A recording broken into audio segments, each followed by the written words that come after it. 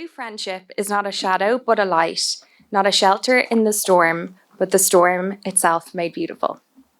Hello everyone, I've had the absolute joy of being Lauren's friend for over 20 years. We grew up together going to Guardian Angels Primary School and then went to Loreto Foxrock.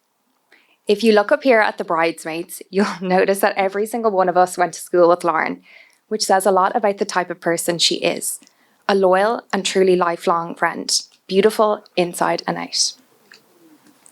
When I first met Lauren, my first impression was she was extremely smart, extremely funny, and it had to be said, had an extremely good-looking mother. And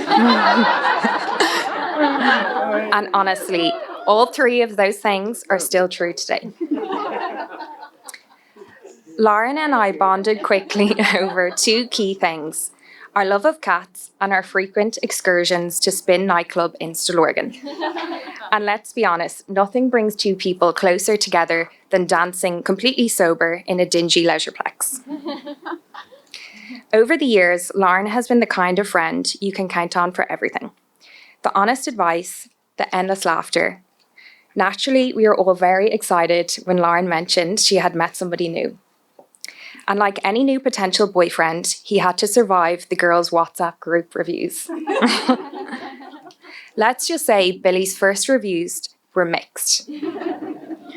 One bridesmaid, who will remain unnamed, wasn't entirely convinced. And if you're curious of her not-so-glowing review, it's still immortalised under Lauren's engagement announcement post on Instagram, so you can take a look after the ceremony. To make things trickier, we weren't actually sure what Billy's name was. Was it Billy Glynn, the Shire, or Shire Glynn? Making our stalking even more complex, but we managed to do a thorough job regardless. But all of that melted away the second that we met Billy. It was immediately clear how much he adored Lauren, and just as importantly, how much fun they had together. Suddenly, the mixed reviews turned into 5-star ratings across the board. I swear. Those who know the couple well know that Lauren and Billy are the perfect balance.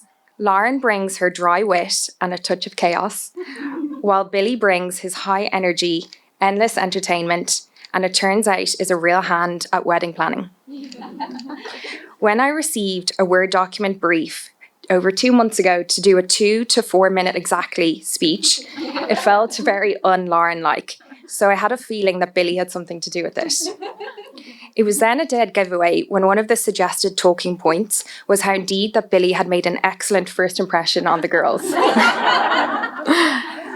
But all jokes aside, you only need to look at them today to see how perfectly they fit together. They are clearly the best of friends, and that's the heart of a great marriage. And we all know that they'll continue to build an incredible life together. So, to Lauren and Billy, may your life be filled with love, laughter, and endless joy. I want you to always remember this moment and the happiness that you feel today. When life brings its ups and downs, may you find strength in one another and comfort, knowing that you'll always have each other to lean on. Congratulations to the happy couple. There you go. Could be Tolman Park here, could it? I'd heard a lot about the infamous Shire Glynn before I first crossed paths in Trinity Arts Block back in 2010.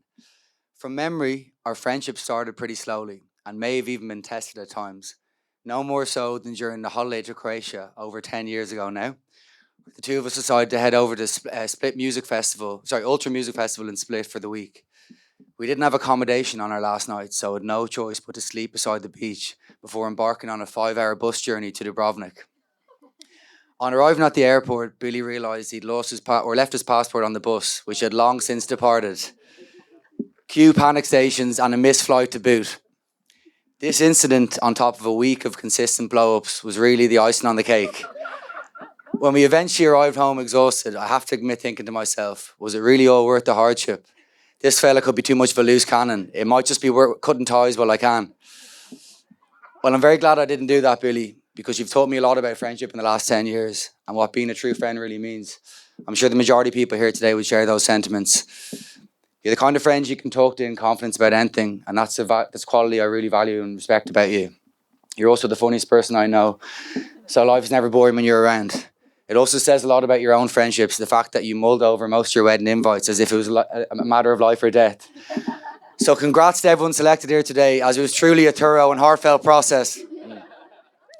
In all seriousness, you always show immense loyalty and generosity to your friends and family, and that's something to be cherished.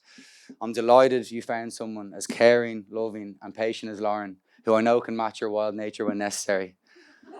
I've no doubt you're going to have an incredibly fun and adventurous life together, once all the new house renovations are done, that is. I came across this poem last week, which I thought was very fitting for Billy and Lauren as they sit here today on their special day. It's called Maybe. Not the Oasis song, maybe, don't worry. Maybe we have to meet the wrong people before we meet the right one, so when they finally arrive, we are truly grateful for the gift we've been given. Maybe it's true that we don't know what we've lost until we lose it, but it's also true that we don't know what we're missing until it arrives. Maybe the happiest of people don't have the best of everything, but make the best of everything that comes their way. Maybe the best type of love is the type where you sit on the couch together, not saying a word, and walk away feeling like it was the best conversation you ever had.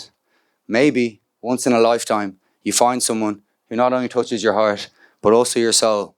Someone who loves you for who you are, and not what you could be. Maybe the art of true love is not about finding the perfect person, but about seeing the imperfect person perfectly. For the year that's in it, I said, maybe you're gonna be the one that saves me. As I said, I'm Paula, Lauren's mum, and today I'm a very proud mother-in-law to Billy. I'd like to say thanks to everybody for travelling. I know usually we just thank the people who've travelled from afar, but all of you have travelled from afar today, so thank you all so much, especially my husband Aidan, who came from Riyadh. So we are delighted to welcome Billy to the family. And this is actually our second new in-law this year, as Matthew, my son, married the beautiful Isabel earlier. But the strange thing is that both my two new in-laws are from the country of Ireland as opposed to Dublin, because that's particularly surprising where Lauren is concerned, because Lauren was never too fond of the country growing up and didn't really like to step foot outside of the pale. Even though both Aidan and myself are from the country, so her both sets of grandparents, but Lauren was always reluctant to visit, even though she was very fond of them. But she just couldn't understand why anyone would like to live in the country as opposed to Dublin. So where am I now? So although she, so when she went to university, I suggested she broaden her horizons and try and make friends from the country. But after a year, still the same lovely Dublin accents were coming to the house. So I said, Lauren, why have you not met anybody from the country? And she said, Mum, the country people stick to theirs and we stick to ours. So can you imagine how surprised I was when I was told the new boyfriend was Billy from Limerick? And absolutely no problem going down to visit the family. So I knew then this was serious. So Billy is a joy and has settled in so quickly. He's a joy for a mother-in-law because he eats everything and more you put in front of him. And he feels like he's been in the family for years. So he's not shy with handing over his laundry to be done already, and giving me a list of what products I need to keep in the house now, in the larder. So I got a long list once, and not very healthy. And one item was peanut butter. So I said, I have peanut butter. So he said, Paula, it's smooth. Just to know, going forward, it has to be crunchy. I mean, so Lauren herself today is going to say two little words. I hope I do. But Lauren's first two words were never I do. It was always go away. She, from a tiny little baby, tiny little child, learned those words and used them with every muscle in her body. So any person who approached her was shouted at, go away. And she was, as I say, born in Saudi Arabia, and the the Saudi women love to come up and see little babies. And Lauren would scream at them all to just go away.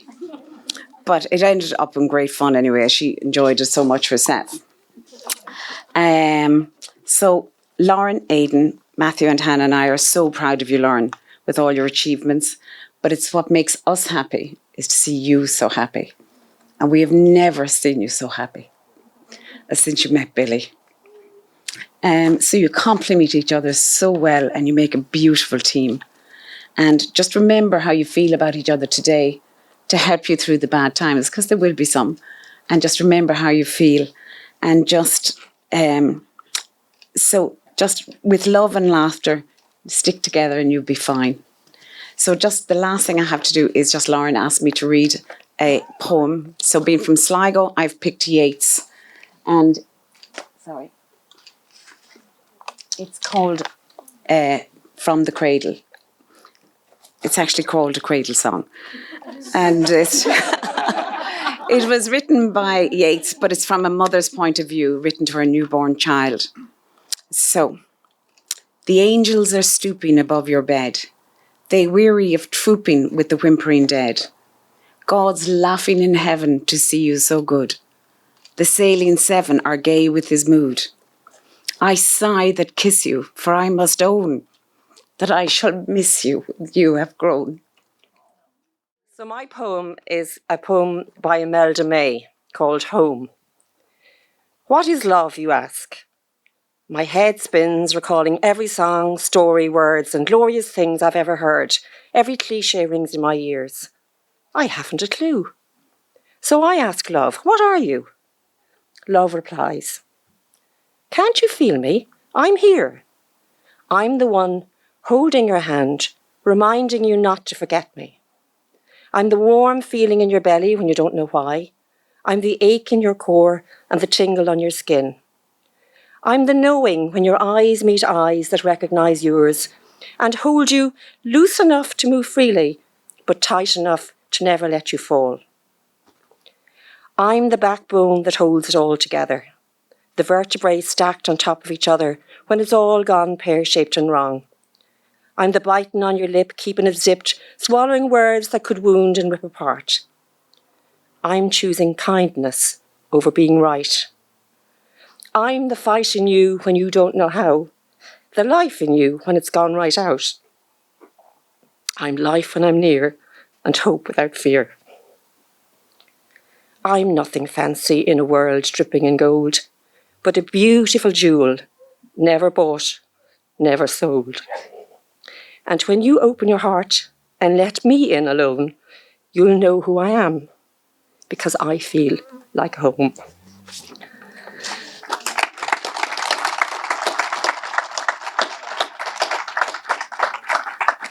So not so long ago, our home in Limerick used to vibrate with noise and energy from 4 active boys. And contributing in no small way to that noise and energy was our beloved Billy. With his ultra-competitive spirit and his love of entertaining us with stories and songs, Billy ensured that mealtime in the Glynn house was never dull. Billy, it's been wonderful to watch you grow from that small boy with the mop of snow-white hair to the smart, successful young man you have become. I won't deny that being the parents of Billy Glynn, there have been some scary moments along the way, but these have been far outweighed by the laughter, the joy, and the immense pride we have felt at all of your accomplishments across so many areas of your life. You have always impressed with your commitment, your determination, and how you always demand the best of yourself. But Billy, without doubt, your best achievement to date has been winning the heart of the beautiful Lauren. Lauren, since you came into Billy's life, that twinkle in his eye has grown brighter. His wonderful smile has shone wider, and the singing in the shower goes on longer in the morning. We are so happy that you were unable to resist that really romantic marriage proposal and that you've agreed to become a permanent member of the Glynn family. Billy and Lauren, as you set out today to build your own home and family, I hope you will reflect on the meaning of the words of Imelda May's poem, Home. That home is not really about walls and a roof, but it's about the love, the laughter, and the people inside. First of all, I'd like to thank you all for coming. I know at this stage of our lives, a huge amount of our spare time and annual leave is spent in devotion to other people and their weddings and their celebrations. And I just want to say, being on the other side of it, how much it means to me. I was previously pretty cynical about weddings, the girls will tell you. I thought it was a lot of time and effort and money spent on one day. But planning this wedding, along with our amazing planner Maria, has given me a year of happiness. And hopefully the memories of it will keep me happy for many more. So I would just like to take this opportunity to thank you all for making this journey, for marking this occasion, and for memorializing this beautiful day under the Spanish sun. Thank God. Woo! Second of all, I'd like to thank our family, starting with my dad, who I would describe as a fixer. By that, I mean, if there's a problem, I only need to mention it in his vicinity, and he comes running. And he's normally halfway through fixing it before I've even finished panicking. The most poignant example of that was once when I was catastrophically late for one of my UCD finals. I think I slept in again or something like that. And we were trundling along on the M50 towards the hellscape that is the Red Cow Hotel, which some of you are familiar with it. And we hit another red light, and I said, "That's it, Dad, turn around." And he said, "No, not today." Went through the red light, broke every traffic rule in existence to Vin Diesel his way into getting me there. Luckily, I passed, so it was worth the 6 penalty points.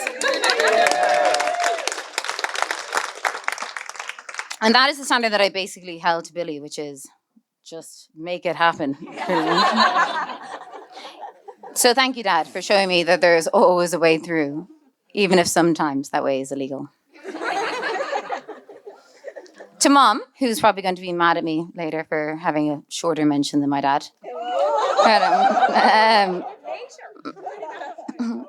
But your mention is an important one because you raised me, supported me, and guided me.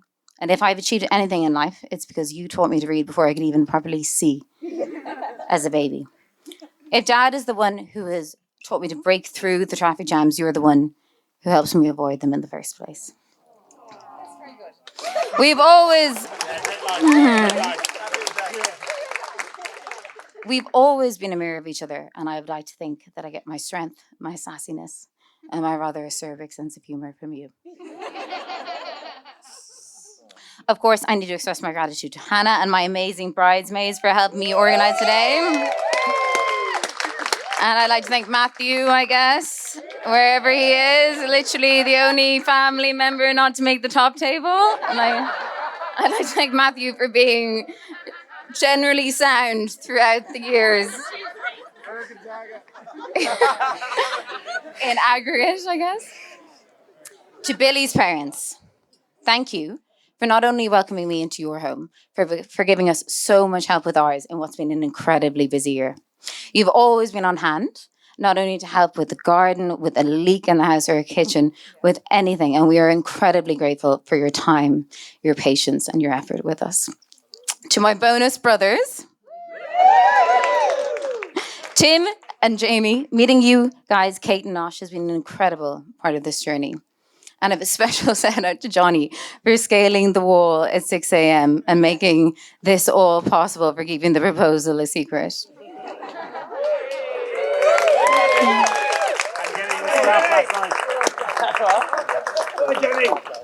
Another person that we wouldn't be here without is my good friend Robin, who we all know who set us up. So I would just like to give you a special thank you for making this all possible. And finally, to the man himself. And I need to keep a straight face for this because the sincerity of this kind of kills me. But when I spoke to my friends about what makes a person particularly enigmatic or intelligent, they described it as somebody just has a light behind their eyes. And that is the best way that I can think to describe you. You just have a twinkle in your eyes and a cheeky smile that allows you to get away with murder. But it's what makes you so special. My favorite line about us is that we have the same strengths and the same weaknesses. And the weaknesses are many. But it's your strengths that keep us going. And your biggest strength is your ability to always make me smile, which I know is not an easy thing to do sometimes. From the cradle of Clongowes to a raging maniac on the dance floor, I have never seen someone toe the line between saint and sinner with such precision. But your ability to make me smile has always been what has made me love you. And you have taught me what I think is one of the most important things in life, and the note that I'd like to end on tonight, that if you can laugh at something, you can get through anything. I can't wait to be your wife. Thank you so much.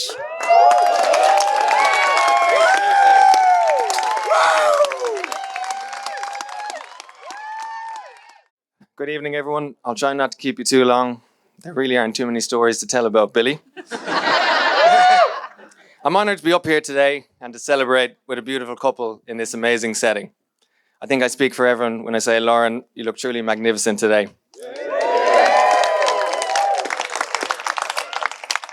And Billy, you're dressed like me. So it's fair to say, Billy's had a pretty colourful life up until this point. And I'm simply quite grateful he's lived to tell the tale. I've jotted down a few moments here. A truly death-defying Amazon rainforest tour, where the local tour guide left them for dead, and he started speaking in Irish to ready the lads for battle. Or daringly taking to Burger King in Limerick after a night out, to dump Chris Ashton. And then join him on his podcast to tell him all about it. There was a time he lost the cat of a wealthy Hamptons restaurant owner and let Facebook know all about it. Or in Ibiza, when I had to break him out of a first aid tent when he was langers. We were staying with our parents, so we were on a curfew. And some suggestions even from last night that your Cambodia tubing experience led to tubing getting cancelled forever.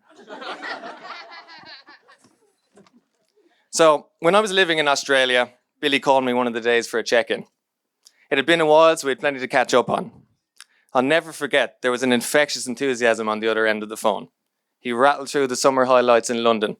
Barbecues here, concerts there, Wimbledon outings galore. And then he eventually delivered the real news. He had met someone. He had flagged, and we all caught wind of it a little bit earlier, that he was not given the early vote on this one, aka Lauren's reasonable and caring friends. On reflection, I thought maybe that was a pretty fair starting position. But more on that later. So I'll try to capture the essence of Billy through some stories within reason. At the very least, I'll shine sunlight on Shire, Billy's alter ego. You see, Billy's had quite an impressive roll of honour. Trials at Man United as a kid, performing at the National Concert Hall in his teens, becoming a diligent, driven and professional solicitor in his adult days. Enough to rightly confuse anyone when they meet him on a night out. But that's Billy Glynn. Shire Glynn, later evolving to Shire O'Shea. He played by different rules. When we lived together in Dublin, one of the more memorable days was Billy's 21st, dubbed the loosest supper. It is a hallmark of Billy in enjoying a good celebration and galvanising a ragtag bunch of misfits into believing a night out could be more. Billy did what he did best and built the suspense with a series of dramatic Facebook posts to ready the crowd. So, on to the Saturday night then, the main event, Cannes Balti House in Donnybrook. As students, it was our first in the BYOB scene, so excitement was building. Fast forward to 80 lads, only lads of course, in a booked out restaurant and an off-duty guard in a Leinster jersey passing by outside. He seems to spot a customer being crowd surfed to the restaurant. Chocolate cake all over his face.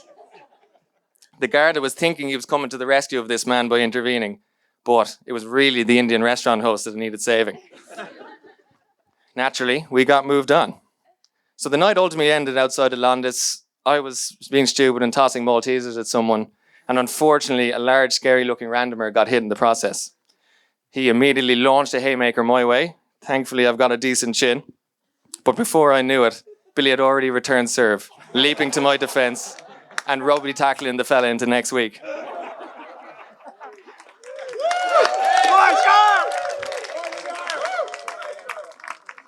Now, it may seem like a silly example, but I remember to this day the very powerful feeling of knowing someone will always have your back. And despite any showmanship and birthday spotlight that night, you know you can rely on Billy in whatever the circumstance.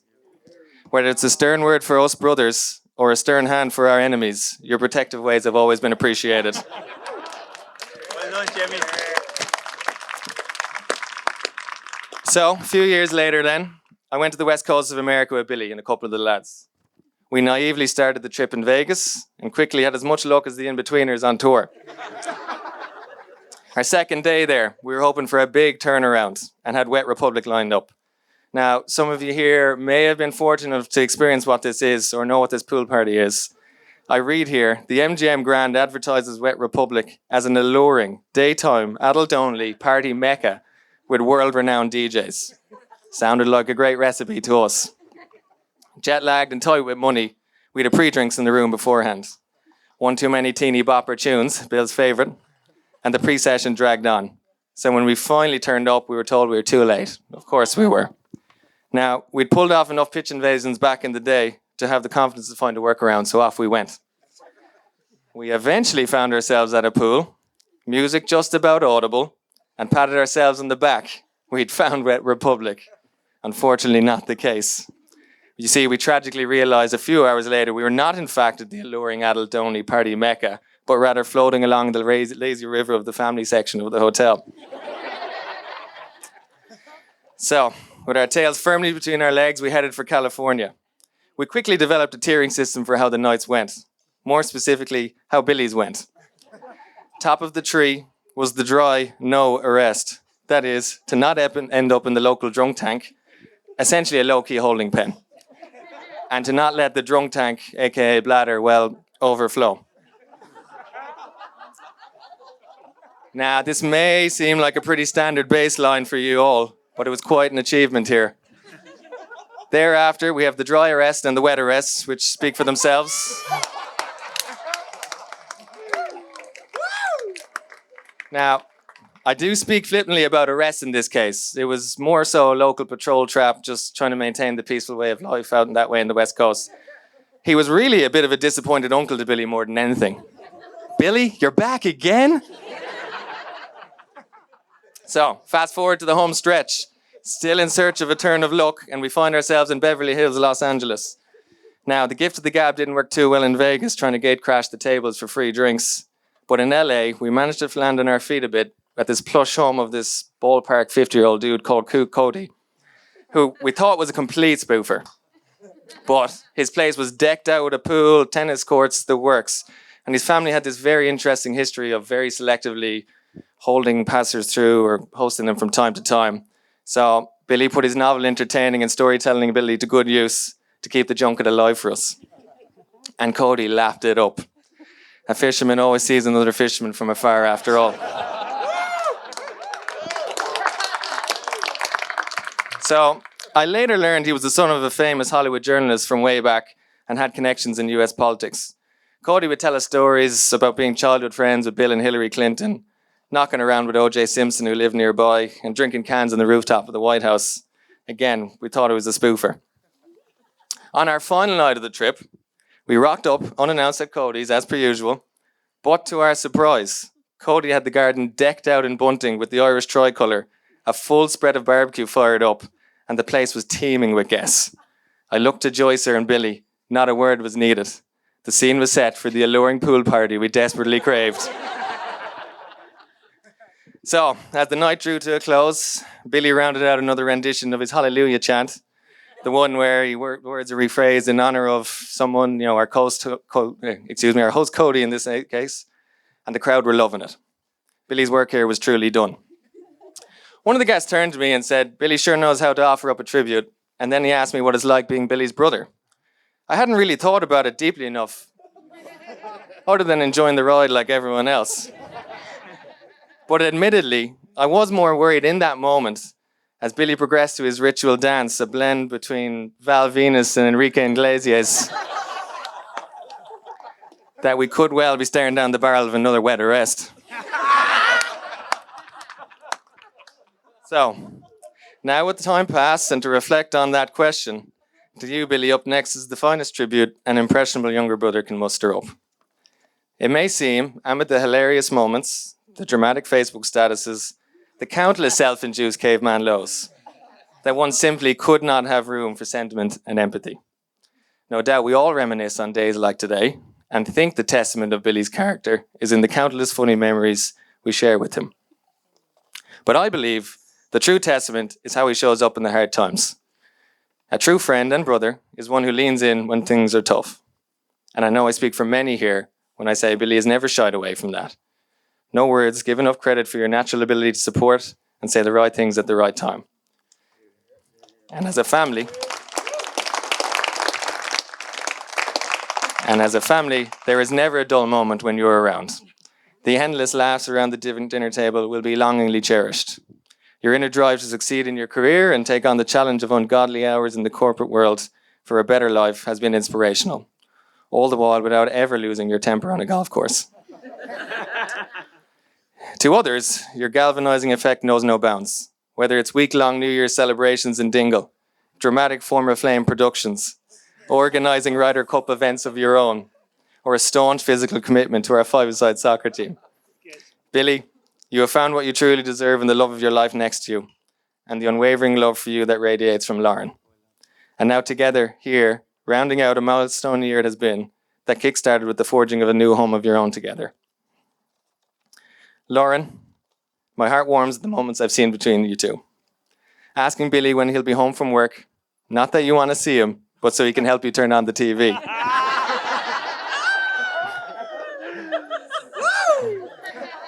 There was the time you asked Billy for work advice after sending the wrong email, and he suggested to claim FRAPE.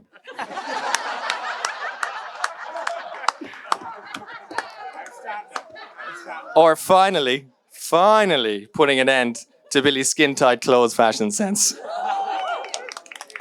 In all seriousness, you brought out the best version of my brother, the one who's calmer, steadier, and happier than I've ever seen him. The putter that went flying through the air yesterday on the golf course may beg to differ. I'm sorry, the last part isn't true, but I had it in the script here and I was hoping it would happen. It happened. It is an honour on behalf of the Glynns to welcome you into our family.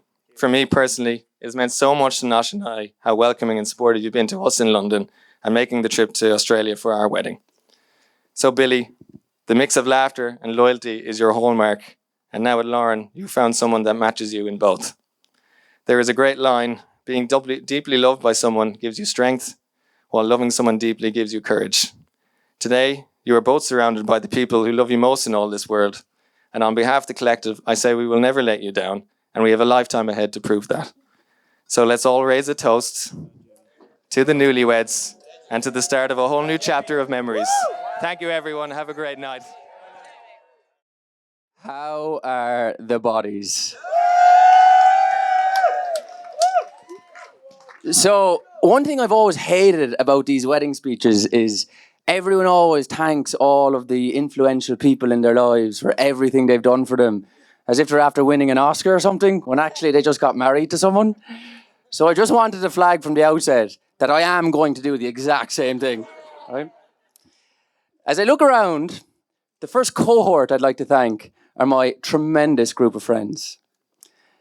Not just the 47 groomsmen or the drunk fella that the venue provided to do the MC.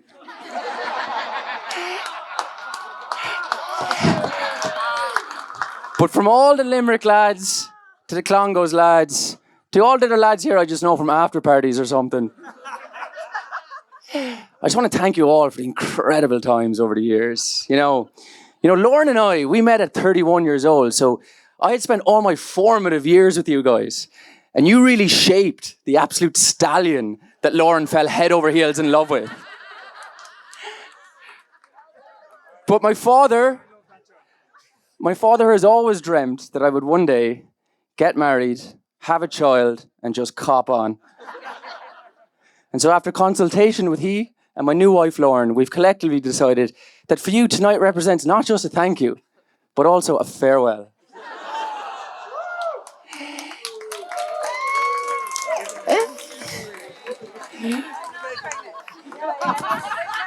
The people here who I've known the least amount of time are Lauren's friends.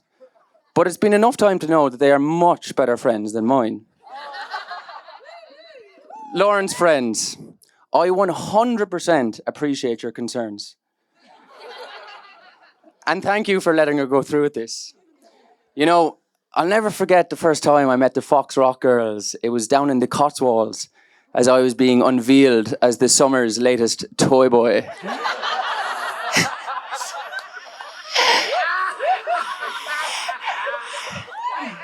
I was a nervous wreck. And my chat was so smelly that I shamefully employed a tactic I learned from Aaron Healy on how to look cool when you've got nothing to say, which involves overcompensating by smoking cigarettes and talking out the side of your mouth. But not only are Lauren's friends the most tremendous crack, but I've also learned that they are so caring and protective for Lauren. And so, in hindsight, I was justified for being nervous for my most important ever interview. I look forward to having many more laughs with you in the future now that you're forced to welcome me into your lives. And that applies for all of Lauren's friends, by the way, not just the Fox Rock BRs. To Lauren's family, they have been the easiest nut to crack ever. They have loved me since day one.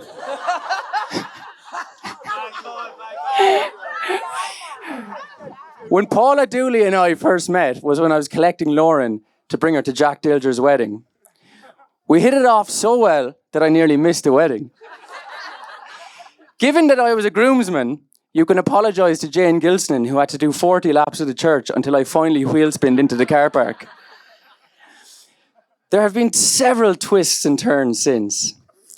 Paula, Lauren asked me to swear that you, me, and her would never breathe a word about this.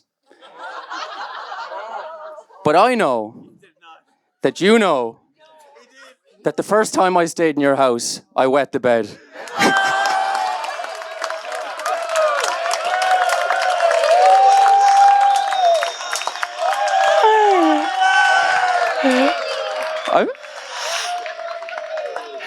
I felt so bad. I felt so bad after you made the electric blanket for me and everything. But it fairly backfired as you nearly feckin' electrocuted me.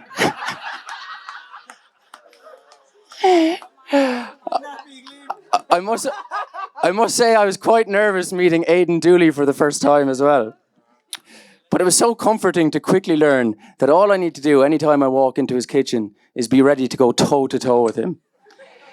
He has forced several glasses of red wine down my throat since. And I've tried all the excuses, including I'm driving. But none of them work. On a serious note, I could not ask for better in-laws. The same applies to each of Matthew and Hannah. I really mean that. I'm so excited to see you all every time I'm visiting or you're visiting, and I'm absolutely buzzing to be part of your family.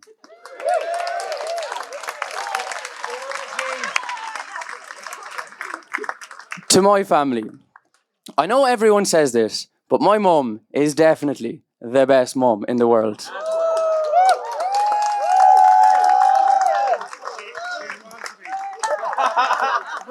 I call her no more now than I did as a 12-year-old homesick kid in Clongowes, which is testament to how special she is to me, but more so because she always has the answers. There's been a lot of cheap laughs over the years over the fact that my mum is a psychiatrist. But jokes aside, the peace she has made me feel all my life, whenever I need her, is the greatest gift I'll always be grateful for. Mum, you are the best.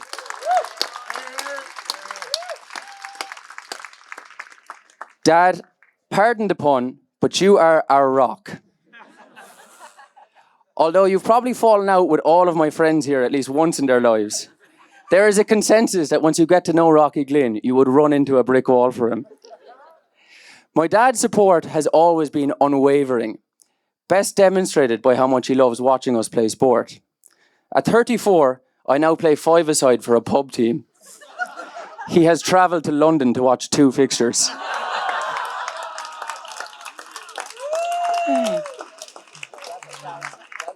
But as a kid, I had to ban him from coming to my soccer matches because I got too nervous when he watched.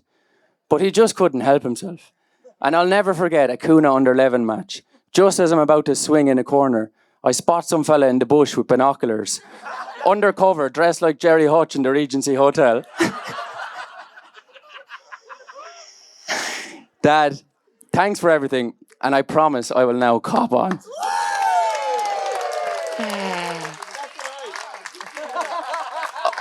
Although you both mean so much to me individually, it's only been in recent years that I've reflected on your marriage. The strength of your marriage after nearly 40 years is truly inspiring. The simplest way I can put it is you make me excited to grow old with Lauren.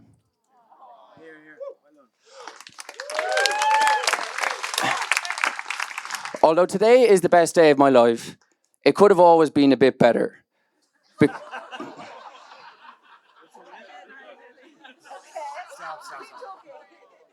Because I wish Louis Murray was here. It's not fair that he's not, and tonight won't be the same without him. But one thing I'm grateful for is how involved he was in Lauren and my journey. They both had the privilege of getting to know how great each of them are. The bishop said at his funeral that we should all take one positive attribute from his personality through our life. Of the many great things Louis was, just one of them was how incredible and loving a partner he was to his wife, Kelly. We used to have this recurring conversation about how smitten we were, otherwise known as a cringy DMC. But I'm grateful for the memories of those conversations.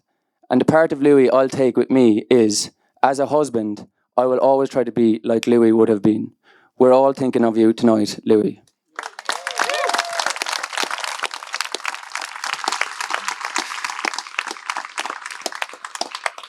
I want to quickly now take the opportunity to also wish well my other loved ones who can't be here, are not with us anymore, including both sets of grandparents, Tim and little Glyn, and Babs and George Fitzpatrick.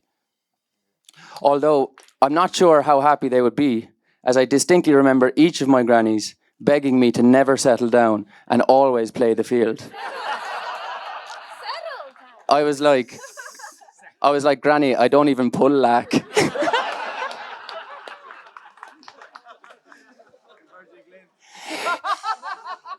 To my wonderful wife, Lauren. To the bullet that ended the Great War.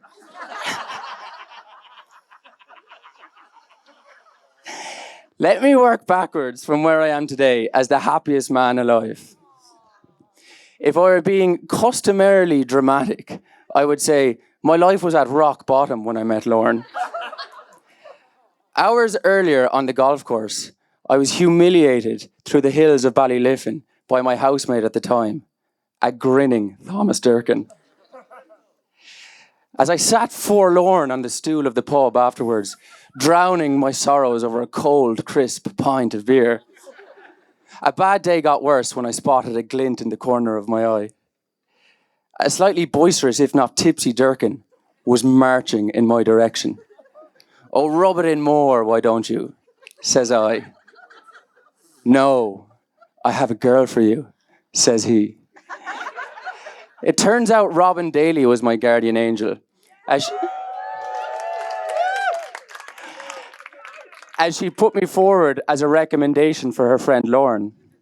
I didn't know Lauren, but like any decent man who keeps himself up to speed on Facebook, you're aware of who all the main viewers are.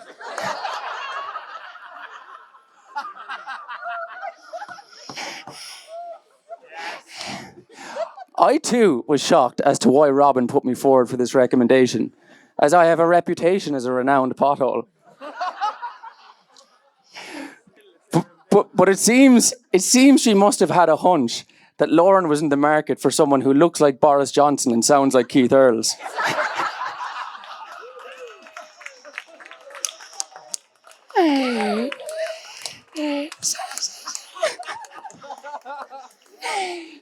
So she brokered the deal through Durkin. They stuck us both in a WhatsApp group and quickly left. The rest, as they say, is history. Durkin may have had the last laugh on the golf course, but within 6 months he was looking for a new place to live. It wasn't all plain sailing. Aisling Dada did her best to burst my bubble when she infamously warned her with those 3 crucial words: approach with caution. It turns out I was the victim of a case of mistaken identity here, as Dada had confused me for the guy who, at an after party in her house in college, planted a hot iron on his chest, but has subsequently apologised and acknowledged that it 100% wasn't me.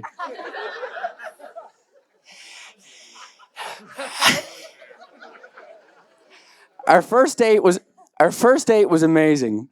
We got plastered in a cheese bar when pub crawling through Clapham, where we ended up in a bar called the Orange Door. I took her to the dance floor and gave her the customary spin and advance. She had barely turned 359 degrees before I blindsided her with an absolute peach of a shift.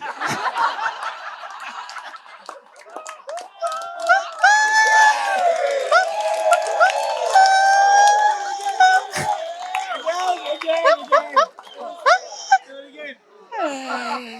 6 weeks later, I was over the moon when Lauren asked me out.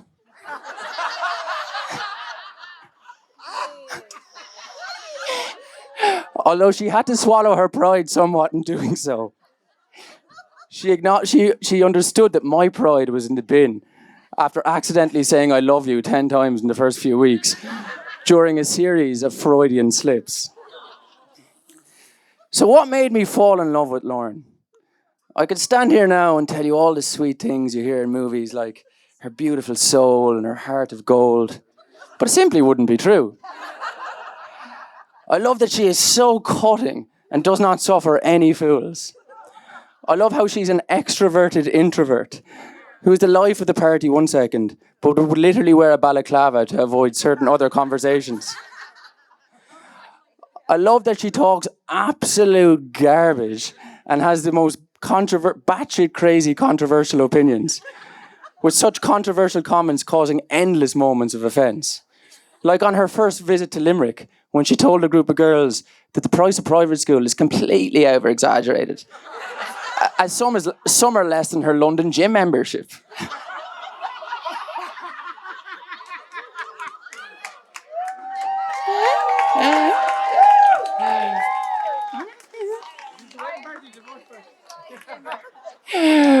But the one that really burst my bubble was when she told me she doesn't believe in marriage and instead we should all sign 10-year contracts with the option to renew. If you're all now wondering what that ceremony was over there, I can now apologise for wasting your time. I also love how she doesn't take herself seriously, despite being the most incredibly intelligent and gifted girl. At the same time, she oozes confidence, like she should. She is more fun than I ever thought I wanted and has the best sense of humour. She's someone you can laugh at, with, and who always laughs at you. Very important. I could also stand here now and tell you that she's made me a better person. Not true either, unfortunately. But she has made me less of a pothole. She wallops me into shape when needed. A few weeks before the wedding, I was feeling really anxious and started to list all the things that were stressing me out. My puppy eyes expected some reassurance and support. Instead, she stared at me viciously and said, "You literally need to get a better personality."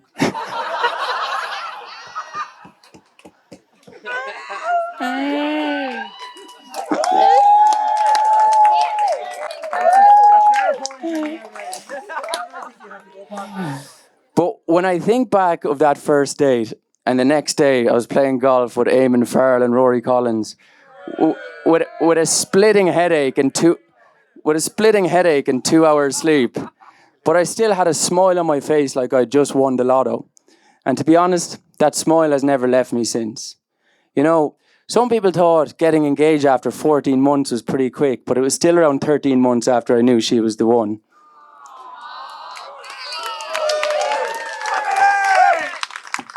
Lauren, I love everything about you. The joy I have felt since meeting you is impossible to describe. To me, you are absolutely perfect. Not only have you brought me smiles and laughter, but you've also brought me the most incredible support during hard times, and I promise I'll always do the same for you forever. I know that you will shoot me in the head if I say the words, I married my best friend. So I'll try something less cliche. Thank you for the new perspective you've given me. Because now, I know no matter what happens, nothing can ever be that bad because I'm with you. So everyone, raise a glass. I apologize that I lied to you about this wedding, but see you all in 10 years when she decides to renew.